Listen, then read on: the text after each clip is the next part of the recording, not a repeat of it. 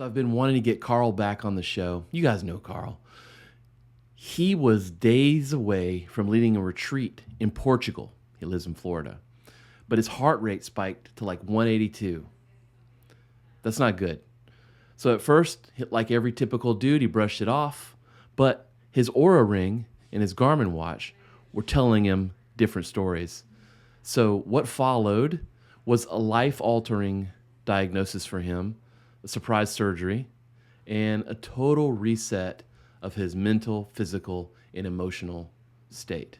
So this is his story. I've been wanting to hear it all the way through, and it might change how you think about stress and resilience and how you approach managing your own health. So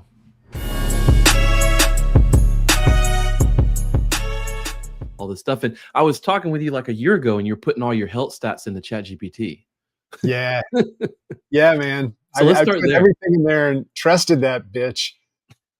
Well, let's start there. Like, what were you doing? Well, I'm getting older, right? I'm 58, and I've always cared about my health. Like, you've known that. I mean, like, I've been reckless. Trust me, I've done some stuff, but running and all of the, trying to eat pretty well and all this, maybe a little too much of the beer. You've been a pretty healthy guy for the last decade, man. Yeah, dude. Right. And like when you and I first met, well, not when we first met, but like, let's go back to when we did Converge, Florida. Right. Right. Yeah. Now, do you want to hear something that you might not believe? Okay. You ready? Yeah. I was 40 pounds heavier. Whoa, that's crazy. I'm 165 now. Wow, that's crazy. Yeah. So you go back and look at those photos. I was a mess. And it was after Converge, Florida that I was like, I got to figure this out. Right. And so I started basically working out. And every time I lost 5 pounds, I would give myself a night of drinking. Oh, no. I know, but you got to know yourself, man. You do. Right? You so do. I was like, all right, I lose 5 pounds. I get to go out and have a few beers. Okay. Right. And not anything ridiculous, like maybe 3 or 7. But either way, it was one of those things. And so I started to get the weight off, and then, I started running more. I've been running since I was 17, and I just started being more on purpose about it. I started drinking less. I started eating better until I got in good shape. And I'd say probably right in the early 2000s was when I was starting to get there. Okay. And then, it's been hit or miss. Occasionally, gain a few pounds back, but I never went back over 180. So like I'm 165 now. At the worst, I was 205. And so now I'm in pretty good shape. And then you're 6 feet tall, right? Yeah. 6, roughly. Yeah. I thought I was 6'2", but then they measured me and they said, don't do that. Don't do that. So I was like, all right. So I just got taller shoes. So it works. That's where it lifts. I wear boots everywhere. Yeah. Okay. Yeah, I remember talking to you right around those days. You were like, bro, I didn't drink beer for a week and I lost 5 pounds. That shows how much I was drinking. Wow. Well, it was the water weight too, right? Yeah. But no, and then I started, just running further and further and getting in better shape. And then, work was better. All my relationships were better. My mental state was so much better because my sleep was better, right? It's like, it's a domino, man. And when you start to get in shape and then you start to sleep better, I think that's when everything starts to fall into place. It's like the secret formula for sure. Yeah, definitely. But then, Gene, it was only a few months ago. I was up in New York City. And we were having a little bureau meetup. And probably about 30 folks showed up. A few of them had a cold, weren't feeling great. And when I got home, I got an Oura ring. And I also have a wedding ring. And they look very similar because I'm hip like that. And the Oura ring that night after the meetup and having dinner with Marty Ringline, which also meant, So the next day, my ring was like, were you out late? Were you drinking? Do you feel okay? Right? Because when you get an Oura ring, they don't tell you that you're actually dating the Oura ring, and it will start to, criticize your life choices. So the next morning I got up, we were flying back to Jack's, and the ring said that it had an elevated temperature, that I didn't sleep well, and all Mm. this stuff. And I did have a few drinks. So it was like, that was definitely part of it.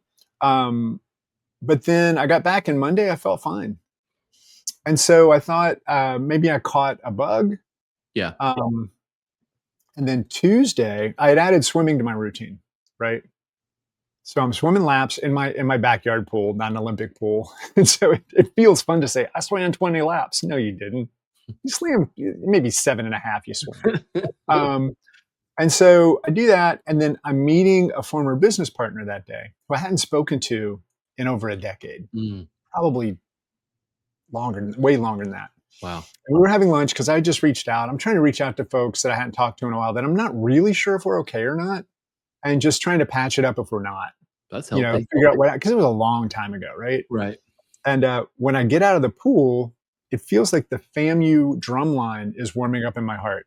Ba-ba-ba-boom, ba-ba-ba-boom, ba-ba-ba-boom. So I look at my Garmin, and it said my heart rate was 182. That's not good. Now, that's not good. That's Now not I good. have a very strong heart, but anytime I get close to 180 and I'm running, I'll Yeah. slow down. Yeah. Or I'll do something else, or I'll change my breathing. I've gotten real good at monitoring or actually affecting my heart rate through breathing Yeah. while running. 180 is Um, like sprints. Yeah. it was bad. And so I'm sitting there and I'm trying to breathe. I'm trying to relax. I'm trying to do all these things. And it's just hanging out. It's like I do what I want. And I had to go to this lunch though, right? I can't not go to this lunch Yeah. because then I would be ditching the dude. And so I go to the lunch. We're sitting in a nice place, outdoor cafe kind of place, and it's still not brutally hot in Florida at the time. And we're just talking about things, and then it turned out he went on to become an app designer. And he said, "Is that an Oura ring?" And I was like, "Yeah." He goes, "I've never seen the app." And I was like, "Oh, dude, I'll show you the app. It's totally cool." So I show it to him, and then he looks at me like, "Are you okay?" No. I was like, "Yeah, I'm okay." And the reality was, I didn't feel bad. But then he shows me, and I was at the highest level of stress for the last 4 hours. Like it was trying to bust out the top of the app. It was so high. And then he goes, "Is this because we're having lunch?" Is this me? And I was like, "No, dude, no, no." And I told him that I've been swimming and this and that. I thought I might have picked up a bug in New York. Right. It was 72 hours, and I was like, okay, so maybe something's going on. It did eventually calm down. Um, but that was just the beginning Mm. of what was going to happen. And I was supposed to be going to Portugal not even a week from then. So that was a Wednesday, and I was supposed to be going to Portugal on Monday. Mm. Uh, so I took off. I headed home. I laid down. I meditated. I tried deep relaxation. I tried everything, and it was lowering, but it was still higher than normal. Mm. My resting heart rate at that time was in like 42 to 45 range. Yeah. And I do track these metrics. Yeah. Right. So to have your heart rate even at 75 or 80 when you're relaxing, You'll feel it. when your heart's like that, yeah, it's like it. And I could still feel it. Like it's another thing I'll talk about in a minute. I always felt my heart.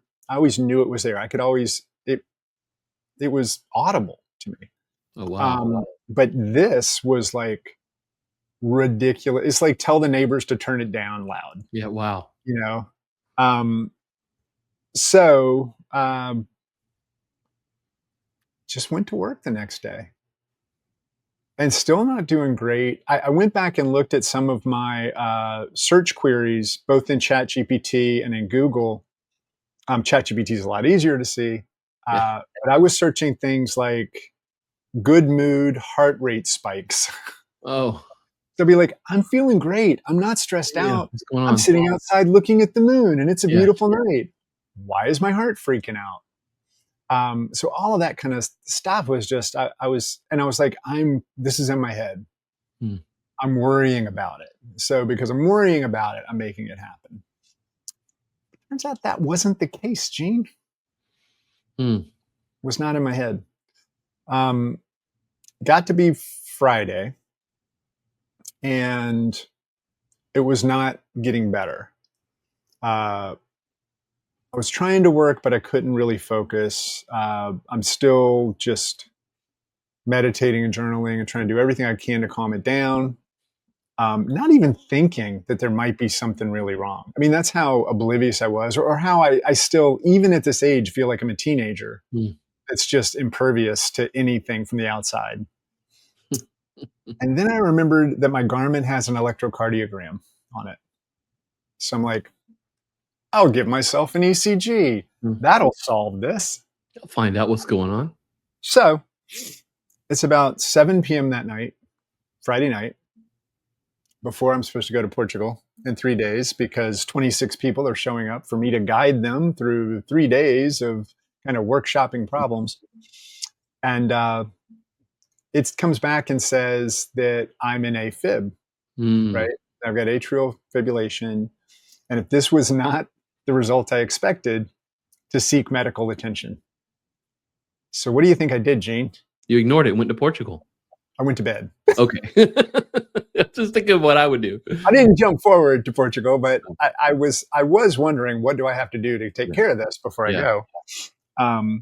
So I went to bed. The next morning I get up, I am a mess. It's like, obviously everything's out of whack. I didn't sleep well. I normally sleep like a good 8 hours. Yeah. Like I might be in bed for 9, but like I focus on sleep so I can be a better runner, so I can do all these things, right? And Saturday morning, and I looked at my wife and I said, all right, that's it. I'm going to take myself into the ER. So she was running a musical theater show that morning and asked, you want me to come with you? I was like, nah. I mean, the ER is literally just down the street. They have these little satellite ERs for a main hospital. And then the ER will, get you in the ambulance and get you there if you need to. So on the way, I decided to go to the musical theater show. I know I'm an idiot. I get it. But, it's my daughter's. Yeah. She wrote it. She's directing it. She did the costumes. I know it's little kids, but it's still my kid. And so I go there. I sit down in the front row. Show's getting ready to start. And I realize I've made a huge mistake. Oh, no. I look down. My watch is going crazy, buzzing and vibrating. Oh, man. My heart rate's 110. And I'm sitting there. So it climbed up. It got up as high as 120. I'm sitting there going, if I leave now, she will notice that I was there and I left. Right. This is her big day. So I'm like, suck it up, Buttercup. You do everything you've ever read about deep breathing, box breathing. Like, hold the breath, slow it down. Don't give it anything to beat on, right? It's like, so we get through all of that. She comes out. I tell her I love her. I hug her, how proud I am of her. And she looks at me, she goes, why does it feel like you're telling me goodbye? I'm like, what? And she's like, no, you're just, I don't know, Dad, you're acting weird. Thank you, but you're acting weird. I'm like, I am? She's like, little. I'm like, all right, well, I love you, baby girl. I got to go to the ER because my heart's yeah. So don't worry though. Yeah, I get to the ER and they get me in. They put me up, get me connected to the heart rate monitor. Right. And I'm in there. The doctor comes in and he goes, what's going on? I said, well, I'm going to Portugal on Monday. And my heart has been going crazy. Like, I told him, I said, I've got a low resting heart rate. I've like all this kind of stuff, but my heart has just been going off the charts. And I just hope you could help me fix it before I go to Portugal. And he literally goes, you are the cutest thing I've seen in years. I'm like, what? He goes, let's take a look at what's going on. I was like, all right. So they do a few things. He comes back in and he says, okay, what's going on is you have atrial flutter, not AFib. It's a distant cousin. He's like AFib. Your heart's beating all over the place, the top of your heart, and it can't quite get the signal in the right place. And then finally it gets it in the bottom beats. Um, with atrial flutter, the bottom just seems to ignore the top signals. Something's going on where it doesn't see it. So when I felt boom, it was 3 down to 1 up. So basically my heart's working double time, right? And it's intermittent. So, I mean, I had a physical 2 months earlier. Nothing. They didn't see anything because Well, it it was wasn't not doing it. right. And it just became one of these things. And I just looked at it and he goes, so I got some news you're really going to like. And I got some other news that you probably won't like as much. Mm. And I'm like, all right, well, hit me with the good news. And he's like, Yeah.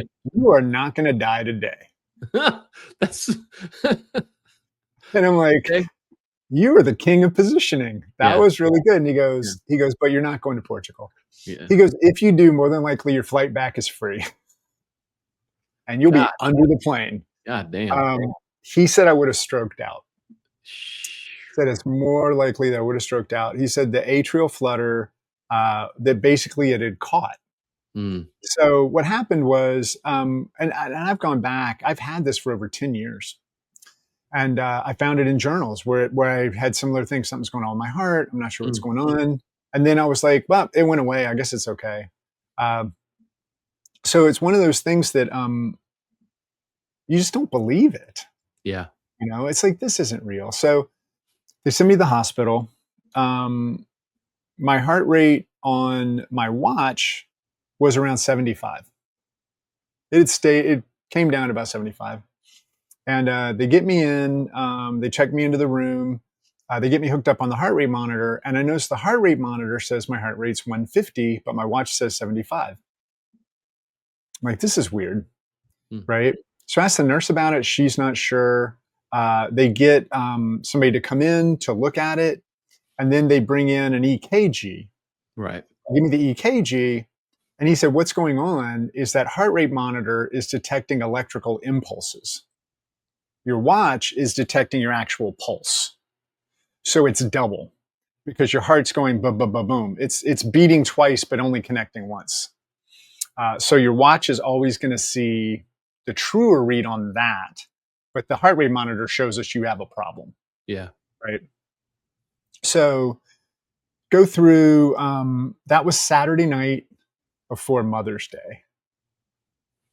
So the next day, I'm supposed to see my 92-year-old mother. My brother's in town. He was coming in because I was going to Portugal. So he's over there. I texted him and I was like, hey, I'm in the hospital. Going to be okay. I've got atrial flutter. More than likely, they're going to give me a cardio inversion tomorrow, which if you don't know what that means, they hit you with the paddles. That gets the electrical circuit back in order. So the way one doctor explained it to me, my heart was like, with atrial flutter, it's like a lawnmower that doesn't catch. And one day it does. And when it catches, it doesn't let go. So I told him, I was like, I got to call Mom. Yeah. And if you would be there for me when I call her so that she's not alone and scared and all those things. And so I call her, he's there. And she goes, where are you? She knew. In the hospital, Mom. You of all people should know what one of these looks like. And she was like, not funny. This is not funny. Why are you there? I said, well, I've got a thing going on in my heart. Yeah. Atrial flutter. They say they can correct it. They say it will be gone. They are going to take care of it. Not an issue. They just have to do some stuff. And she goes, okay. And so we start talking and finally get a little smile out of her. I'm like, all right. Then I told my wife to stay home. I was like, look, you can come up here, but you're going to sit in the corner in that uncomfortable chair. You're going to be scrolling through Instagram. Meanwhile, my head is so far up ChatGPT's ass. Yeah. Saying, okay, atrial flutter. Okay, they just brought in medicine. Bam, I'm snapping a photo. I'm saying, what is this? What does this do? Oh, that's my doctor. Oh, I'm cyber stalking your ass right now. And I'm learning every complaint about everything. I am I am the savvy client. Mm, Right? We're dealing with this in any kind of creative services right now. Clients are smarter than ever. yeah. And so I'm sitting there. I read a medical journal article about my condition that was written 2 weeks ago. There's no way in hell my cardiologist wrote it. Right. But I'm also trusting ChatGPT on stuff I don't understand. Right. And so the article's great, but everything else is suspect because I don't know enough to call bullshit. Right. So get in there. Woman comes in to give me a sonogram, and she's doing the photo of my heart, and she goes, "Wow." And I'm like, "What?" She goes, "You have a perfect heart." I was like, "What?" She was like, "Yeah, textbook. Like it's beautiful." I was like, "Thank you." And she goes, "You see this little speck, this little bit of plaque buildup stuff?" And I'm like, "Yeah." She goes, "That's the problem." She goes, "They need to knock that out." She goes, "It's just caught a circuit Huh. because of it." And I went, "Oh, okay." And then I said, "Do you get a little extra time?" It was like, "Why?" I was like, "You look at my other organs while I'm here." So she did, Really? man. Oh, Yeah. wow. And she goes, "Your liver looks great." And I was like, "Not for lack of trying, sister." Yeah. But no, she was like, "Everything looks good." So doctor comes in, cardiologist comes in. I was like, "Hey, the first time I'm meeting him, Sunday afternoon."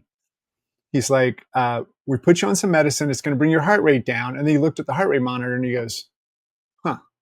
And I was like, "Yeah, it's doubled up." He goes, "No, I got that." Because he's a fucking Yeah. cardiologist. He Yeah. knows. And I'm like, "Don't be that patient."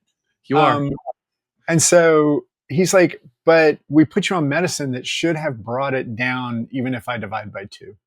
Um, Mm. and I was like, "Yeah." And he goes, "Tell me about your lifestyle."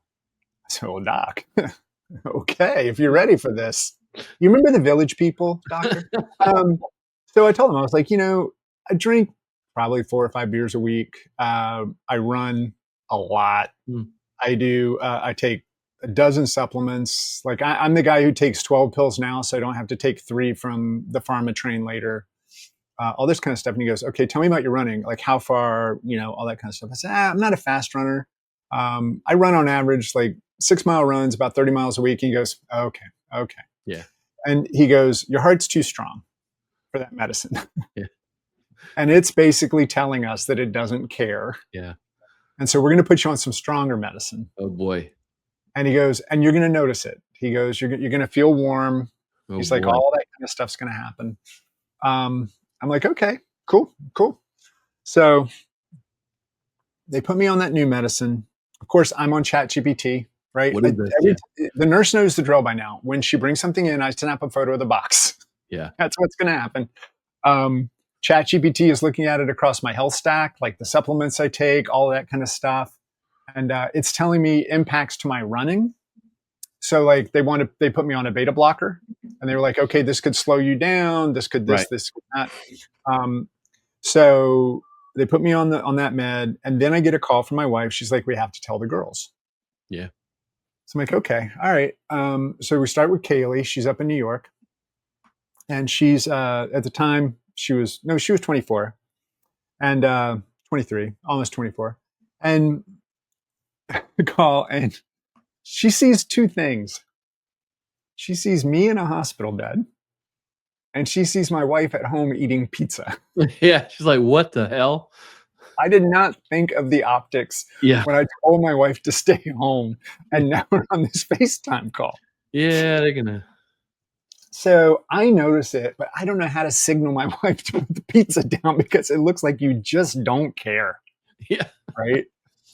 So Kaylee goes, "Dad, where are you?" I'm like, "Has nobody ever been to a hospital? Yeah. What's going on? Yeah. What is happening?" And she goes, "Why are you in the hospital?" I said, "Well, I think I told you that my heart was Yeah. feeling kind of weird." And she goes, "You mean 2 fucking weeks ago when I was home? Yeah. 2 fucking weeks ago, you told me your heart was acting up and now you're in the hospital?" I was Now like, you're. "First of all, language, Yeah. I'm going to allow it. I'm going to allow that one. That was really stupid. I Yeah. did tell you when you were home that I felt a little off and I ignored it. And Yeah. here we are." And then she goes, "Mom, where the fuck are you?" Oh, no. So we're getting called out by our kid. Yeah. Yeah. It's weird when that And happens. I was like, all right, don't talk to your mom that way. I Yeah. told her to stay home. I Yeah. told her I was going to be here. There's nothing she can Hey, do. we're the adults here. And yeah, so if you, I get that you were raised by immature parents. I get that. Okay. So anyway, I'm telling her about what they're saying, what's going on. I said, probably get the paddles tomorrow and all this kind of stuff. And she was like, all right, I just wish you didn't seem happy about it. And I was like, baby, it's kind of cool, It's cool. right? It's like you can't go to Disney and they hit you with paddles No. unless you're really in trouble, Yeah. right? You're gonna leave your mark So after that. yeah, so anyway, Huh. going through that and get off the call, and I'm exhausted. It's been a few days, haven't slept, probably about 7 p.m. Um, and I'm looking at one last thing about this new medicine, and it said there's like a 3 to 5% chance that my heart will go back into Mm. sinus rhythm on its own, right? So not a high chance, and but it's there. 2 hours later, the nurse Jessica wakes me up, and she's doing a happy dance. And I'm like, what? And she's like, you did it. You're back in sinus rhythm. You don't have to get the paddles tomorrow. No. And then she goes, what's wrong? And she was like, Kind of what? are you upset? I was like, no, I don't know. I thought it'd be kind of cool. I was like, we can't do it anyway, can we? She's like, no, you can't do it anyway. Um, but there was something that just, I wrote it off to be in the medicine, but there was just something weird. I couldn't figure it out. So I Mm. went back to sleep. Of course, they're waking me up every 2 hours. They're still Oh, hitting me with blood thinners in my stomach.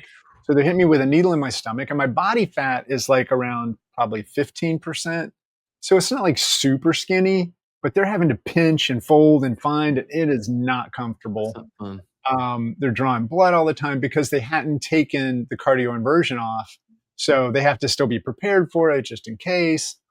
Um, but I wake up that next morning, and the thing I remember was how quiet it was. Mm. I couldn't hear my heart. And I don't know for how long, Gene, I have always felt it. Mm. And I didn't feel it to the point where I put my hand on my heart just to make sure. And I'm looking like, you are there, right? Um, and so it was one of those things that was just absolutely bizarre. Like Mm. some of it could have been the medicine, but the other thing was my head was clear. Like for so long, I Oh. have been a chronic overthinker, constantly in a state of concern, of Mm-hmm. just knowing that if I don't do this right now, everything's going to fall apart. And there was none of that. It was totally gone, which was just weird. And Mm. so I started journaling a little bit about it. I started doing all these other things that I do um, to just try to understand like what was happening. And it turns out it's science. Uh, I went in, I'm looking at ChatGPT, but I'm looking for sourced articles now. I'm no longer just trusting what it says. Not that it had led me astray, but I also knew that if something is outside of your area of expertise, you will trust your cognitive bias will make whatever ChatGPT, which is trying to please you, Will. Yes. it's trying to tell you. Like if I'd asked ChatGPT, hey, can I go for a run right now? It probably would have said, I think so, Yeah. bucko. Yeah. Yeah. Go get them. Right. But with atrial flutter, it was flooding my body with all these negative chemicals, Mm. cortisol, adrenaline and noradrenaline, stress hormones. I had stress pain. So like I've always had this like little pain in my left shoulder. It's not physical. It's when I get really stressed out, that's where I feel it. And so I'll be Mm. like, hey, old friend, what's going on when it shows up? Um, Mm. but to combat it, and I didn't even know I was doing this, but you've known me for a long time, Mm. right? I run, I read a tremendous amount, I journal a tremendous amount, and I've built up an organization around me that allows me to help people all the time. Morning, noon, or night, I can pick up my phone and find somebody who needs help. And I can try to connect them with somebody else or support them or help them or whatever that Right. might be. Um, So I'm looking at this, and what I realize is I asked Chat, I'm like, what chemicals get released from my lifestyle, from the running and the reading and the journaling and the meditating and the all that? Well, it's oxytocin and dopamine, it's Mhm. serotonin, it's endorphins, it's all this. So I've been battling this, Mhm. not knowing, right? Good chemicals and bad chemicals. And the thing that's kind of crazy to me, and you didn't know this, most people in my life didn't. I hid it really, Mm. but I could really only accomplish about one thing a day. No matter how hard I tried, no matter how much I wanted to focus, Mm. if I was getting on a phone call with somebody, even if I was in a pretty good mood, I would have to take 5 minutes and just calm down and relax before getting Mhm. on the call. If I Mm. was on a call with somebody and it was going to be like a serious conversation, I had to do a lot more. My psychologist has explained it's like if you walk around with a stress level of 7 and something lifts you up 3, you explode. But if you can relax down before that conversation, then you've got a little buffer. So you can stay in control. Mm. Uh, so I was doing that. But all of those negative chemicals were a fight or flight cocktail. Mhm. And I had to choose, which am I going to do? Now, when they were gone, I was kind of euphoric. And, it's been months now. And there are negative thoughts do creep back in, Of course. right?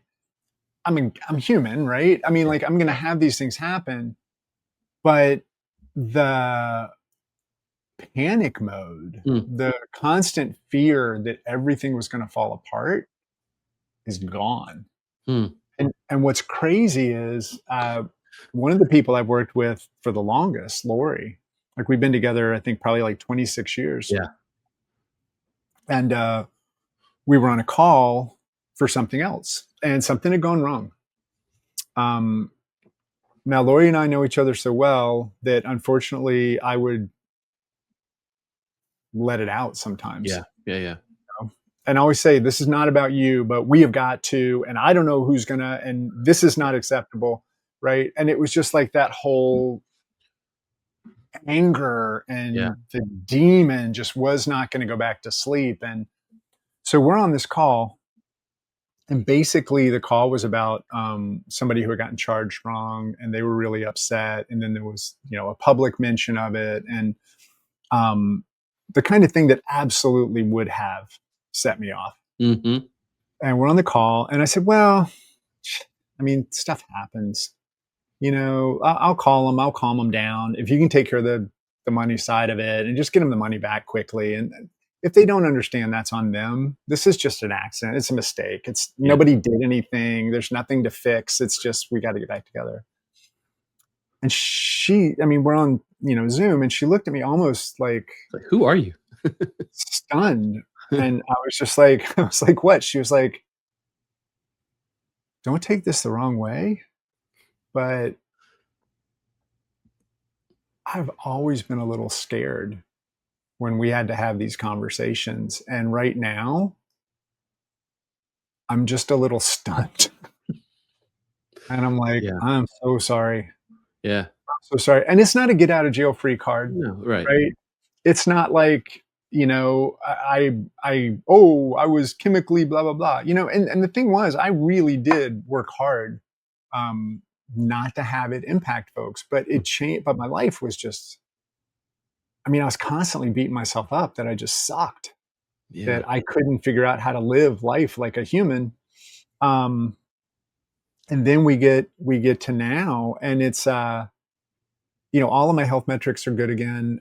I just had that ablation a week ago. Yeah. Last week. Basically, they just it's a lot of fun. Let me tell you, they poke you down here and then they run it up to your heart Oof. and they knock that little speck off. And so now I've got like 90 days of taking some meds and stuff, which I don't Yeah. like taking meds, but I'll do it. Um, but the thing that I think has been the biggest change is not having to prepare just to be around people. And That's think of, That's why I wanted to talk to you. It's not about the meta. Like we sound like a couple of boomers sitting around talking about my leg hurt and stuff, but it's the emotional impact that was most interesting. Anytime you've talked to me about this, is just like, I Yeah. mean, the first time we talked, you were like, "Dude, I'm like a different person." I And like it's me now. amazing. And I'm gonna tell you, I remember you at my conferences. You were a nervous wreck. Oh, I was a And I could piece of tell you were shit. trying to play it off, but I knew that's why I was always like, Yeah. let's be nice to Carl because he's losing his shit.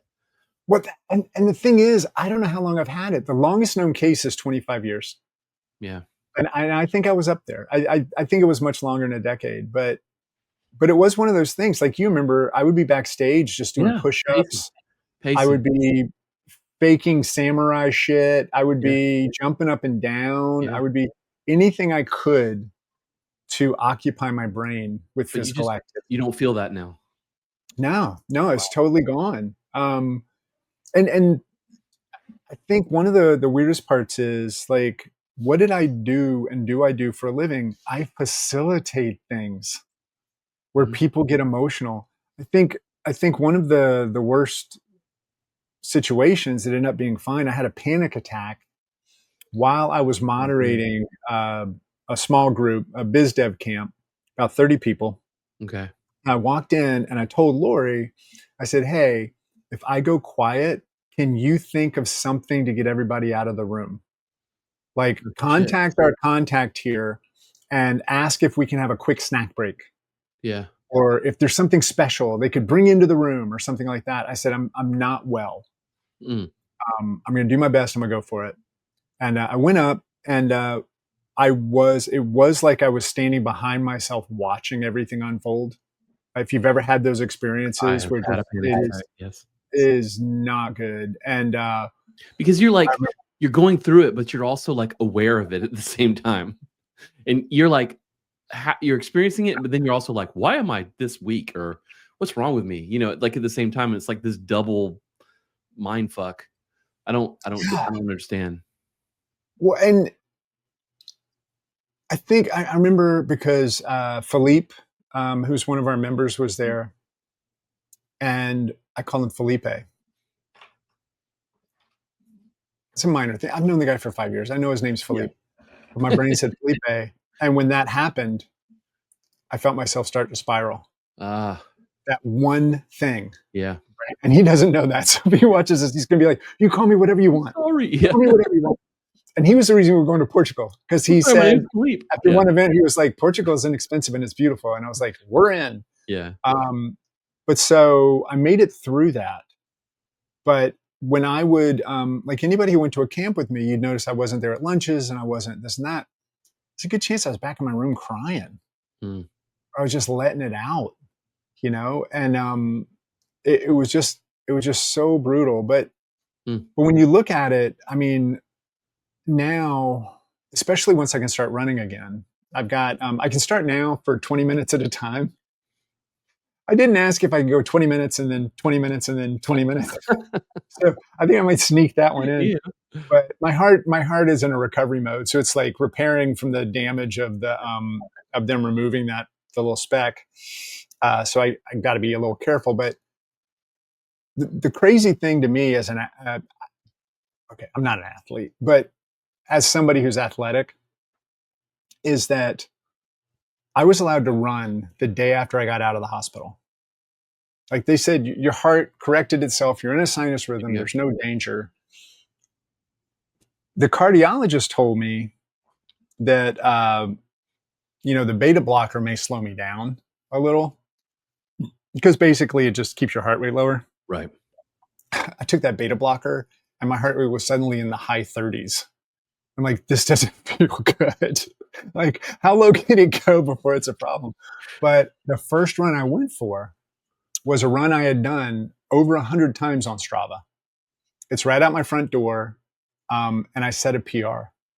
Mm, I set a PR in the middle of the heat mm, of Florida, where the PR before had been a February run, mm. right, from like 8 years earlier. And the reason I was able to do that was my heart had been the equivalent. The cardiologist said it's the equivalent of it wearing a weight vest because it's doing double time. Now Right. you've taken that vest off. It's like, oh, Yeah. let's go, go. baby. I'm ready to go. Let's go. So that has been ridiculous how Wow. much stronger I am as a runner. That's cool. And now I'll be off this beta blocker soon and all that kind of stuff. Awesome. Yeah, it's just I don't think we ever give ourselves enough of a chance or enough grace to realize there are chemical things going on. That Yeah. oxytocin was beating up the cortisol, the dopamine was beating up the adrenaline. But now that those demons are not gone, Sure. but have definitely, it's like bad AM radio now instead of like high fidelity. Yeah, you don't have to fight so hard. Exactly. But I'm still doing all the things. I'm still Yeah. reading as much and journaling as much. And that was the one thing I promised myself was I'm not going to stop. Oh. And there was one other effect that happened. So I got home that night from the hospital. And so this is also part of why I think my liver looked good. Because when you have atrial flutter, your metabolism is much faster. Oh, okay. So as much as I drank, right, and I did gain a lot of weight early on, I never really got hungover.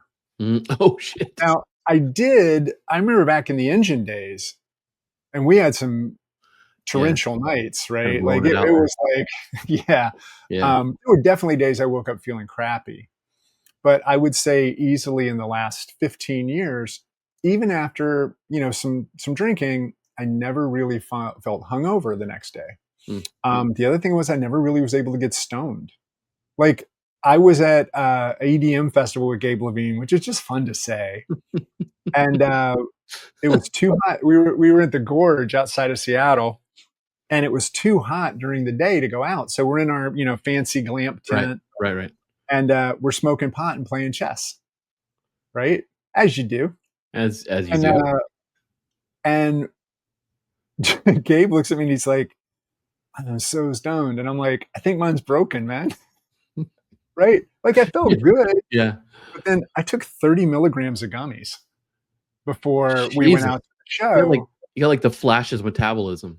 Well, and we're like dancing and we're having fun. He's like, Yeah. how are you standing up? I was like, I feel great. Right. And I was totally high. Like, I mean, it impacted me. Yeah. But I really had to push it to get that kind of stuff to happen.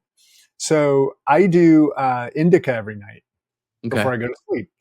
For a lot of people, if they take medical marijuana before they go to bed, it impacts their deep sleep. But it doesn't do that for me for whatever reason. So I would always take like 20 milligrams of indica before I go to bed. Crazy good night's sleep. That's just part of my routine. So I got home, and normally I'll do like 10 milligrams about an hour before I'm going to bed, and then 10 milligrams right when I'm going to bed, so it can extend out a little bit. And I've worked through everything. I'm like taking notes. Okay, that worked. Okay, that's not. So I take that 10 milligrams. I'm sitting there reading my book, and all of a sudden I went, I'm stoned. And I yelled after my wife. I was like, Kathy, I'm stoned. I need help. She's like, and she goes, can you get hungover now? I was like, I don't know. Let's try. So we put it to the test, and I can. So that Very was fun. maybe I lost a superpower. Yeah, a little bit. But financially, it's a win. Yeah, for sure. So yeah, that was another thing. It's like there were so many things connected to it, but now I've kind of eased into it. Like right afterwards, I felt superhuman. I was able to do so much work every day. I was running like crazy. I was doing all those things. Now I've kind of gotten back into like a normal routine. But the demons are gone, man. There's still bad things out there and things I worry about and all that kind of stuff. Yeah, but man, of course. I'm able to look at it from a fresh perspective. And I did want to thank you real quick because I did have this with me in the hospital. Oh, good. Which you had given me, right? My memento mori, and just basically showing that, I could leave this life anytime. Yeah, I love it. Yeah, and then of course Frankie. But the other thing I'll say is we have these devices, right? We have these Yeah. rings and we have these watches, and um, we need to use them. We need to listen to them. And the other thing is, when we're not using them anymore, we need to give them to people who can't afford them Yeah, that's so cool. they can use them. Yeah, I because mean, I've got 3 or 4 sitting here that I don't use. Yeah. right? And if it's somebody you know who can't, like I Yeah. gave an old Oura ring to a friend who wasn't Right. sure he wanted one or not, and I was like, "Hey, I'm getting a new one. Could save his Take life. Yeah. it could." I mean, the thing that was craziest to me was I've had the Oura ring for about 2 years now, and I went back 2 years looking at my heart data. It has been broken for 2 years Mm. according to the Oura ring, but I didn't know what bad data looked like. Right, you don't have the baseline from yeah, I just saw all this scattershot maybe stuff, maybe that's what it is. but I thought that was what it was, how it tracked it. Meanwhile, the Garmin, it averages everything, Uh-huh. so it looks different. But the day before I went to the hospital and the day after, when you look at that Aura data side by side, one is this scattershot crazy, and the other is this beautiful line just barely moving. Mhm. So that's the other thing. Make sure you know what you're looking at. For sure. Yeah. Well, I wanted to But ask you, get a little technical for a second there. You got the Oura Ring and the Garmin watch. Did you ever have a Apple Watch or any other I did different not. device? These are the only 2 devices you've had. The only two devices I've had, I had a Fitbit for a long time. Yeah, yeah, that's right. Um, You wore a Fitbit for a long time. I wore a Fitbit for a long time, and then I was doing 50K, and I knew that the Fitbit GPS would not be able to. The battery would die before Okay. I was able to finish the 50K. You upgraded. Uh, because I was not going to do it in 2.5 hours or some shit, right? So you get that thing had like 3,800 feet of elevation change. Yeah, But so I got the Garmin because of that. Okay. And then this is my third Garmin, I think. I think this will be the final one. Um, but Okay. not because I'm leaving, Like, oh, man. but it's solar charges. It's Oh, it like lasts forever. it's super dope. Yeah. So what do you use the Garmin for versus the Oura Ring? Okay, so the Aura Ring is much better on health metrics. Okay. So sleep, the Aura Ring's better. I can't sleep with a watch. It's like too bulky. I can't either. I got one of the Whoop things and wore it for a while. I could not sleep with it. Yeah, I almost tried one of those. I've heard good I'll things, do but this at some again, point and that's it, right? Like yeah. I'm dabbing, but like I couldn't do it. The ring doesn't bother me, but it is much better on sleep data. Garmin is notoriously bad on sleep data. I think they've gotten Okay. a little bit better with a recent upgrade. I tracked both of them side by side, and there were times where I liked what the Garmin said better, but that didn't mean that it was right. Um, but then the Garmin for any kind of activity, specifically any kind of motion, Right. um, what Aura suffers with is we're all typing, we're all Yeah. doing these things, and so for it to be able to know one from the other Yeah, is well, really hard. So even if I'm going for like a 2 mile walk, I'll go ahead and track it on the Garmin and let that update my Aura data. oh, wow. Um, yeah. Okay. Yeah, because you really went deep into this. Tell me a little bit about how you were using ChatGPT. I mean, you're running the bureau. I mean, you're doing a lot, like you're posting a lot of content about that just for that application, but the health application is what you seem to be really more tied into. Why did you start using ChatGPT for your health? Well, it started because I was taking so many supplements and I worried that they may be counteracting each other. I thought I Was might not be taking them in the right okay. order. So it's like, What's your fish supplement stack? oil and vitamin D Okay. and, glucosamine, a really stacked multivitamin, um, just a ton of stuff. Yeah. And so I popped them all in there. I basically took photos of the ingredients of each one. I put them in there. Um, I turned on web search, Right. right?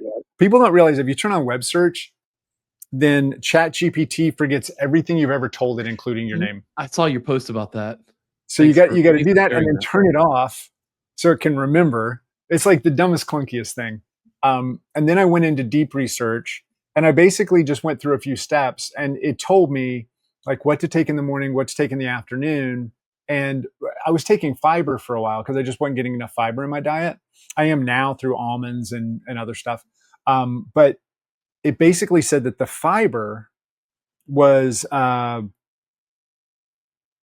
can't remember which it was, but it basically was sucking up one of the supplements and I was Mm. just shitting it out. So it's like, don't do that. Like I'm also taking collagen and all these other things. So it basically just helped me know what to do when. And then I took all of my running data and popped that in as well. Hmm. So all my Garmin data, and asked it to just kind of analyze with my sleep patterns, my running patterns. So I'm able to have it like, make leaps that I couldn't make personally. Of And course. I think it's mostly right. And that's good enough for me. I just want the trend. I don't need the specific. Yeah. And then also if I am feeling like this was something it told me that it just blew my mind. I like just really couldn't believe I was stupid enough not to realize it myself. I had gotten fed up with Hoka, right? Okay. My Hokas run out about after 250 miles, and most running shoes you're supposed to get 350 to 400 miles out of. I know, right? But when you're running 30 miles a week Yeah. It's going to add up and quick. the shoes are $150, Yes.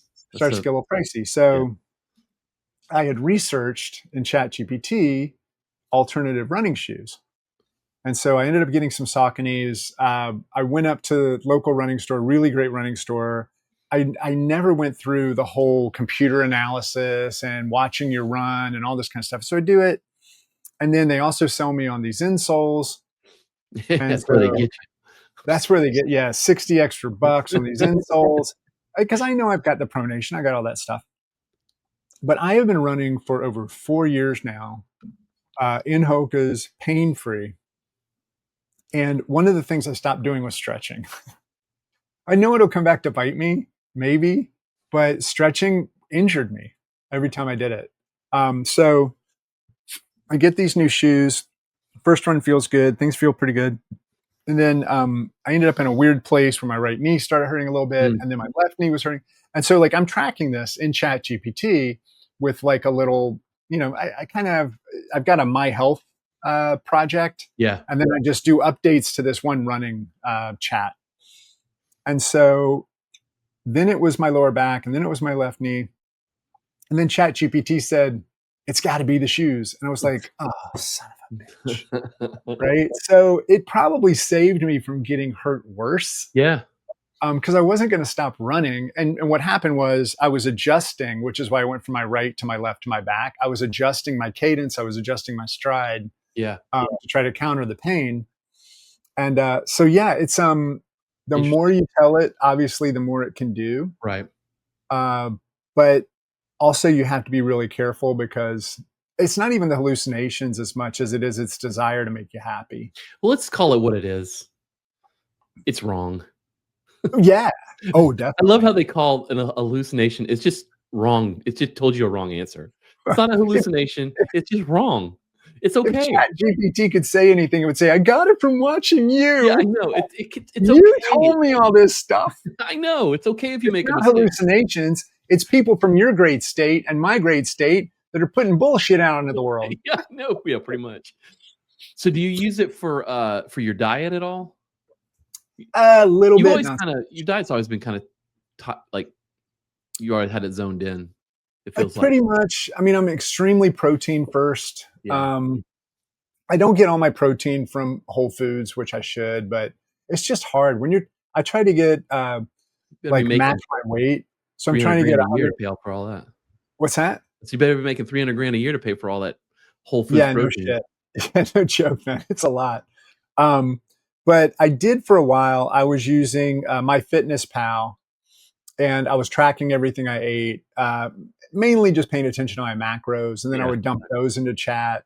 And then after a while, I realized I'm doing fine. This is Yeah, you just you extra got it work for rolling. nothing. Yeah. Yeah. Um, but it's putting protein powder into Greek yogurt in the morning. It's Yeah. like trying Wow. to get out the gate fast with the protein. Do you And so take that's a big part. as part of your stack, do you take creatine? I do. Okay. What do you like Yeah. about creatine? It's really funny. I started it because chat recommended it. Mm. And I researched it, and I saw, there are problems if you abuse it. Hello, that's true with everything. And so it was just like, hey, if you take 5 milligrams a day, it's not a big deal. Do you take it Um, 5 milligrams? I think that's right. Yeah. I Yeah, feel like I'm whatever interrogating you. the recommended dosages. Well, it's actually funny. I changed to a different brand. Um, I'm using Trust Labs now, Oh, that's and good stuff. it's good stuff. Now, on Good some stuff. of it, it's overkill. Like, you don't need Trust Labs for protein, right? But for things like creatine, I also use it for my hydration because it does more coconut water Right. that's dehydrated than it does just salt.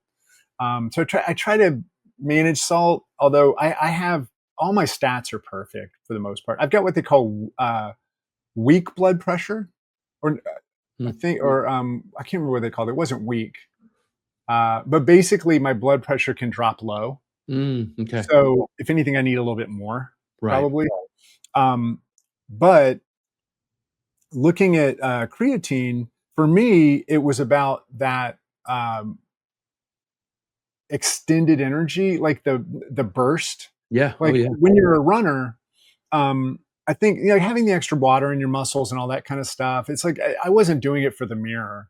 It was definitely more of the when I'm coming through to that 6 mile and I've kind of given it what I had, but I really want to leave it all out there. I've noticed that my final miles since I started taking creatine, it used to be I would adjust up about 5 or 6% faster, and now with creatine I can get almost to 8% Oh, faster wow. Okay. when I really push. That's cool. Um, yeah, and it also does seem to have changed my body a little bit, Yeah. like in terms of just streamline and stuff. Yeah. Yeah. Yeah. But It's like it seems like creatine's, I mean, it's been around forever, but it seems like it's kind of trendy right now. I You think know, it's very trendy yeah, right there's now. a lot of trends of like, I don't want to say overdosing, but super dosing, like taking the 15 to 20 milligrams. Yeah, It seems like a but lot. I don't know how I that'll feel about jack that. up your liver, though, right? I don't know that it will, but I mean, Yeah, if you're doing what you're doing, you're running 30 miles a week or something. Um, yeah. I don't think so. If you're taking creatine and sitting on your ass all day, probably. Maybe Um, so. Well, yeah. I actually asked my doctor, Bud Wolfson, because I want to call him out because he didn't catch my atrial flutter. He didn't call. He did call me though, and he goes, "He's been my doctor for shit 34 years." Wow. And he goes, "What happened?" I was like, "You tell me, dude. I get a physical every year, and you didn't catch it." He was like, Yeah. "It was hiding." Um, Yeah. Well, but I asked him about it because I was in there. So what I'll do is I did this with my cardiologist. I've done it with Bud. I go in with a complete printout of all the supplements and stuff I'm taking, and then they put it into the portal oh, that I'm wow. able to Okay. access and all that stuff. So they always know. Like even when I went in for the ablation, like they had that list, which Oh, was wow. great. I think my proudest moment of the ablation was I was in recovery and the heart rate monitor kept going off because it kept dropping below 50, and it was set as 50 as an alarm. And the nurse came in and she goes, "I'm just going to turn this off." I was like, "That's fine."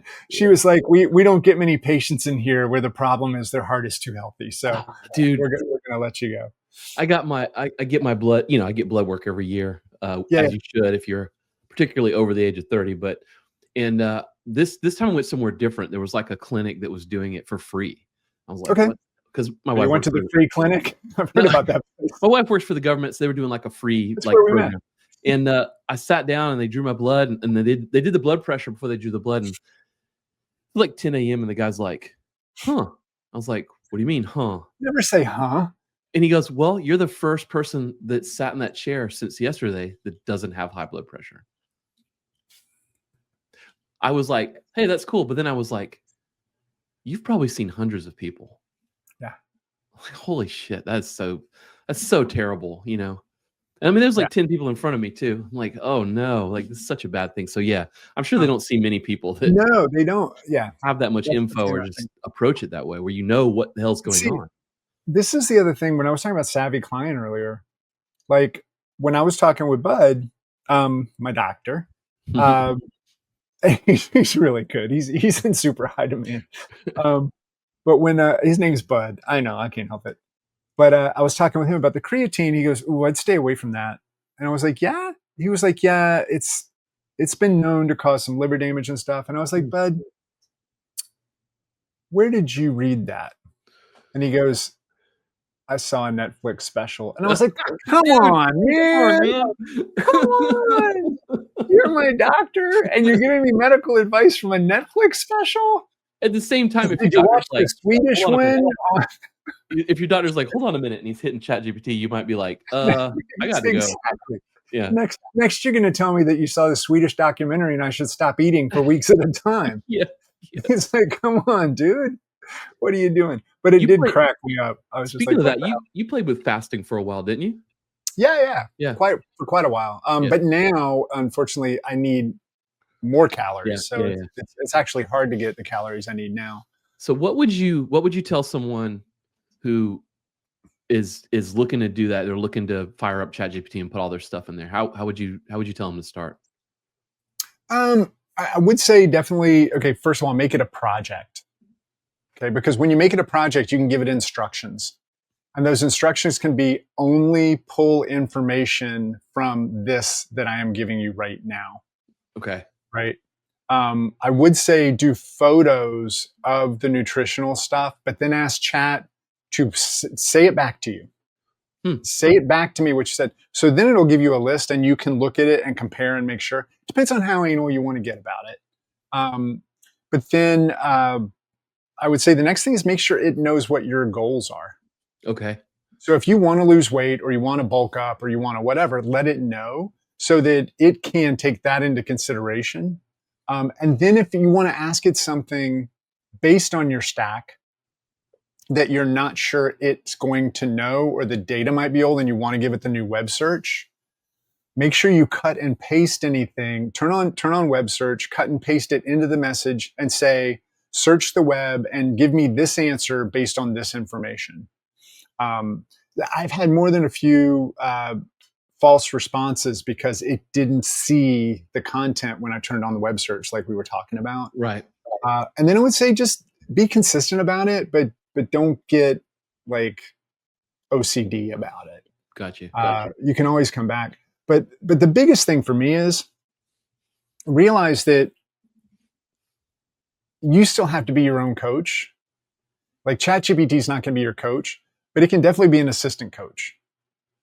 And it can give you those additional bits of information. That's cool. But you're still going to have to be the one that motivates yourself to do everything. It's not like you just put it in there and then suddenly everything's good. I've got a friend who was really trying to lose weight and said nothing's working. And I said, well, you're not doing anything. I'm not trying to be a jerk, but you're just sitting there typing things in, changing your diet a little bit and going, it doesn't work. It's like, go for a walk. Yeah.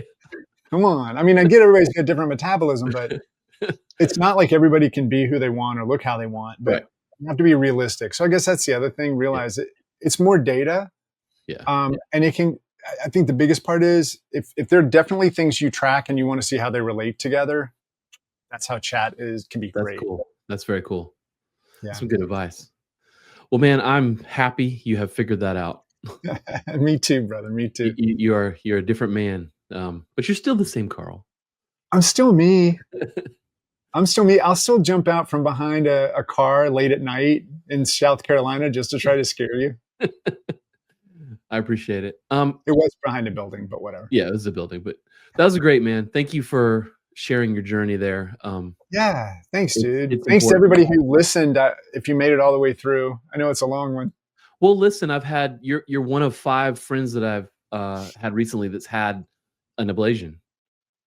Really? Yeah, and it's kind of nuts, and that's why I was like, man, I want to talk to you about it. I want to talk to them too, but like, it's kind of nuts, I mean, could it be like where we are in our life as far as, how old we are, and maybe our fathers just didn't give a shit about that stuff, 40 years ago? No. Or like, is it just modern technology that catches that stuff now? Or like, that's a good question. I don't know how long ablations, like non-invasive procedures like that, have been a thing. Yeah, it seems pretty new.